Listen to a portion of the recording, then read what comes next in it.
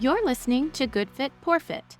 Our podcast is part of the UD Project, a small business rooted in occupational therapy that looks at how the design of a home environment impacts how well people of different ages and abilities perform everyday activities. We chat about this unique perspective to boost your knowledge and help you consider what can be changed in communities like yours. Learn more about our work at universaldesign.org. Hi, Good Fit, Poor Fit listeners. It's just me and Rebecca today for our episode. It's been a bit since we've been behind the microphone for new podcast episodes, but that doesn't mean we haven't been focused on other things behind the scenes. We've completed some online video-based educational content at the UD Project and wanted to use this episode of Good Fit, Poor Fit to tell you all about the content and where to get it. Yes, indeed. Though we haven't been podcasting as much, there has been a whole lot going on here at the Universal Design Project. And through Sarah and Scott's tireless efforts, plus the support of several students who've been with the organization, there are now some really awesome ways for you to learn more about universal design. They touch on some of the stuff that we discuss here on the podcast: universal design in general, interprofessional collaboration, inclusive home design, but they take these topics even further, so it's really exciting stuff that we can now offer. Sarah, where did the idea for these great courses come from?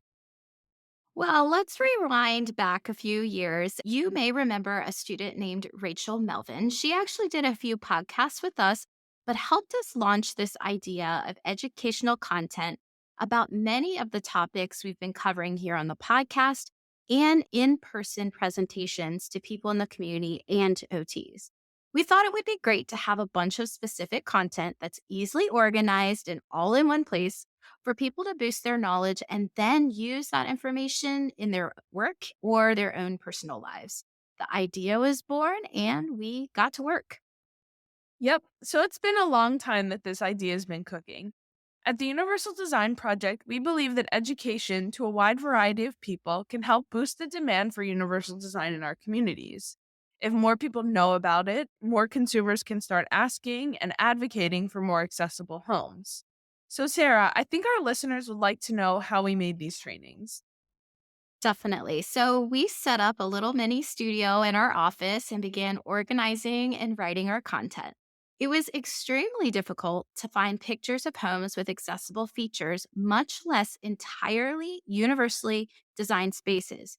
So we spent a lot of time creating images to match the concepts we feel are very important for people to understand when thinking about these concepts and features in their home for optimal function. I do want to give a quick shout out to all those who helped us along the way with the organization of this content, the content creation, and the usability of our courses. So, again, a special thanks to Rachel for getting us started with the project, as well as Nate, Allie, Ashley, Daniel, Hannah, Brittany, Kaylee, and Anisha. In addition, a lot of feedback that we received from our design advisors in the past went directly into the courses to explain the usability of most of the features we discussed. And just to hop in here, if you've not listened to the podcast before and aren't familiar with our design advisors, they're folks who have lived experience as a person with a disability or are a professional who works with people with disabilities. And they weigh in on our design projects. So they're an invaluable resource to our work because they provide feedback based on their experiences about a house design or a space or a product and how it may work for them. And those varying perspectives help us brainstorm what types of designs could cast the widest, most universal net. But before I digress too much, Sarah, can you tell the folks a bit more about the content of the trainings? Sure, some of the courses that we have are free, and others can be purchased individually or in a bundle for you to get the details quickly. They are video based, like I said, and you can actually track your progress as you go through the content. So you don't have to remember where you are. The system does that for you.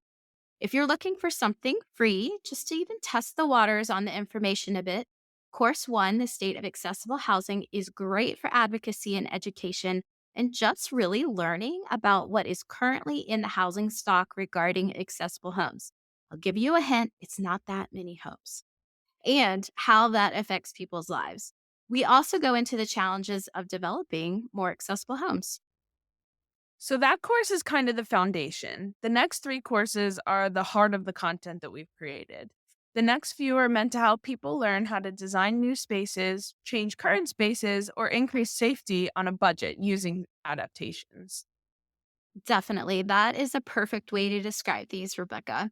So, course two, Design Guidelines for Universally Accessible Homes, is a deep dive into the many necessary universal design features that make an entire home usable by all people to the greatest extent possible. If you're building new, doing a major renovation, this course is for you. We also have printable guides and easy to scan measurements separated by each area of the home. Course three is Modifications for Non Accessible Homes. And this is super helpful for therapists helping patients to get home safely, or if you're trying to figure out what to do with your own home to make it safer. Another great use is if you're moving and need to decide if that home is easily modifiable. We discuss common barriers to modify a home and why it's important for all ages and abilities. And if you love a good gadget or you're an OT looking to help patients become more independent without spending a ton of money, Course 4, Adaptations for Everyday Tasks, is for you. Pictures, descriptions, and even links to purchase the item. We give you a lot of ideas and techniques to make life at home a little easier and safer. I know Sarah had mentioned that course four would be good for our gadget lovers and OTs working with people to become more independent, but really, all three of these courses would be great to have on hand for any therapist in the clinic or community that are working with any group of people. Course five is called Collaborative Teams for Optimal Outcomes. And this is more for people looking to collaborate, which we talk about a lot on this podcast. Learning about co designing homes with people who have different perspectives about accessibility. No one knows it all, and it's really important to work together. And course six is called Non Clinical Occupational Therapy Practice Settings. And this is also free and gives a lot of great information about non traditional OT practice. And several OTs share their journeys so that you can learn a bit more about that. Yep. And there is really a little bit of something for everyone in all of these courses. And I do have to mention here that the lovely Rebecca is even featured in this last one, course six. So if you want to know about her and some of the other work she's focused on, I will post that link in the show notes so it's easy to find. Ah, yes, thank you. I appreciate the shout out there. But really, that's the least interesting part about that course or any of the other ones. I know that there are a lot of OT students and current practitioners who are curious about the non traditional world. And so that course is a really great resource for them to check out. Most definitely. And before we jump off here, I want to share how to get these courses onto your computer.